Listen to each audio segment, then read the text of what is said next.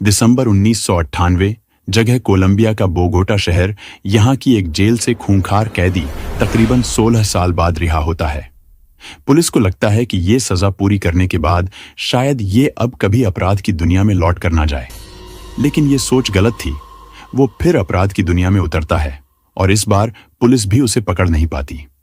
दोस्तों, कहानी में आगे बढ़ने से पहले अगर आपने अभी तक हमारे चैनल को सब्सक्राइब नहीं किया है तो जल्दी से सब्सक्राइब कर लें, क्योंकि हम इस चैनल पर इसी तरह की क्राइम स्टोरी लाते रहते हैं और आपको ऐसा करने में सिर्फ 1 सेकंड लगेंगे, पर इससे हमारी काफी मदद हो जाएगी। तो चलिए इस कहानी को शुरू करते हैं। साल 1968 में कोलंबिया के बोगोटो शहर की एक सुनसान जगह पर एक कार आके रुकती है। कार का चालक गाड़ी को सड़क किनारे कर पेशाब करने के लिए उतरता है और जैसे ही वो झाड़ियों की तरफ रुख करता है तो उसे एक बच्ची की शव नजर आती है। कार चालक घबरा जाता है और पास के ही पेट्रोल पंप से पुलिस को फोन से खबर देता है। फिर कुछ देर बाद पुलिस उस जगह पर पहुंचती है और देखती है कि उस मासूम की शव पर एक भी कपड़ा नहीं है। पुलिस देखते ही समझ जाती है कि इस मासूम को किसी ने तड़पा तड़पा कर बड़ी बेरहमी से मारा गया है। क्राइम सीन की काफी छानबीन करने के बाद भी पुलिस के हाथ ऐसा कुछ भी सुराग हाथ नहीं लगा था जिससे कातिल का पता चल सके। अभी इस केस की जांच आगे बढ़ ही रही होती है कि फिर से ऐसी ही एक शव की खबर पुलिस को मिलती है। खबर मिलने के बाद पुलिस घटना स्थल पर पहुंचती है और देखती है कि इस बार भी एक बच्ची की शव और उसके साथ वही दरिंदगी दोहराई गई थी, यानी कि इस मासूम के साथ भी दरिंदे ने बहुत ही बुरी तरीके से दरिंदगी की थी। इसके बाद इन दोनों घटनाओं के बाद धीरे धीरे लाशों के मिलने की गिनती बढ़ती ही जा रही थी और इनमें से मरने वाली ज्यादातर बच्चियां पेरू और इक्वाडोर की थीं। लाशों की संख्या 300 से ज्यादा तक पहुंच चुकी थी और इन सभी के साथ वही दरिंदगी दोहराई गई थी जो उन 2 मासूम बच्चियों के साथ किया गया था। अब इन सभी घटनाओं की स्थिति को देखकर पुलिस को चीज का अंदाजा तो हो गया था कि इन सब के पीछे हो ना हो किसी एक ही इंसान का हाथ है, लेकिन हैरान करने वाली बात तो यह थी कि यह खतरनाक अपराधी अभी भी पुलिस की पहुंच से दूर था। लेकिन इतने सारे केस की जांच करने के बाद पुलिस के पास कई तरह की जानकारियां इकट्ठा हो चुकी थीं और अब पुलिस को तलाश थी एक सेल्समैन की, क्योंकि अब तक मिले इनपुट के आधार पर वो एक सेल्समैन बनने का नाटक करता था और वह बच्चों से कहता था कि वह अपना रास्ता भटक गया है और उसे मदद की जरूरत है। फिर वह बच्चों को लालच देकर उन्हें बहला फुसलाकर दूर ले जाता था। फिर वो दरिंदा उनके साथ गलत काम करता था और बाद में उन्हें मार डालता था। अब लोगों के मन में एक अनजान सा डर समा गया था।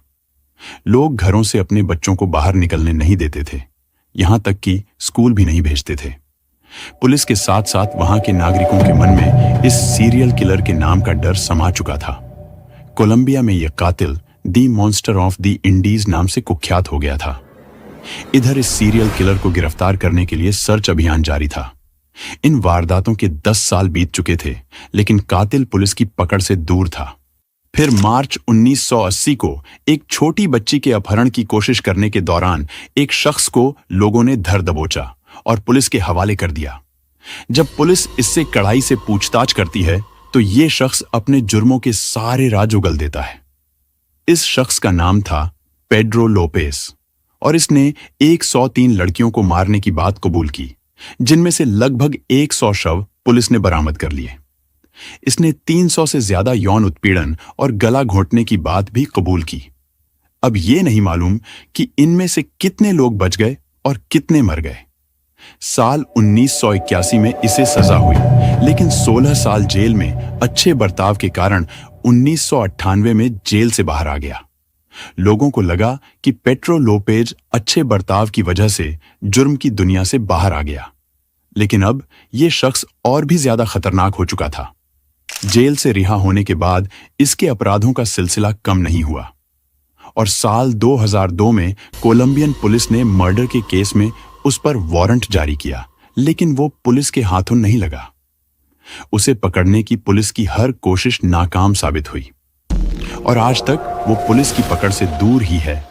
उसका कोई अता पता नहीं है। अब आपके मन में एक ही बात चल रही होगी कि आखिर कौन था ये पेड्रो लोपेज और कैसे वो अपराध की दुनिया में दाखिल हुआ। तो आइए आपको बताते हैं। कोलंबिया के वेनाडिलो में 8 अक्टूबर 1948 को जन्मा पेड्रो लोपेज बचपन से ही शातिर और आपराधिक प्रवृत्ति का था और 8 साल की उम्र में वो भी अपनी ही छोटी बहन का यौन शोषण करते हुए पकड़ा गया। इस घटना के बाद पेड्रो की मां ने उसे घर से निकाल दिया। इसके बाद 10 साल तक पेड्रो कार चोरी करता था। कार चुराने में वो माहिर हो गया था और वो कार चुराकर स्थानीय बाजार में बेचने लगा।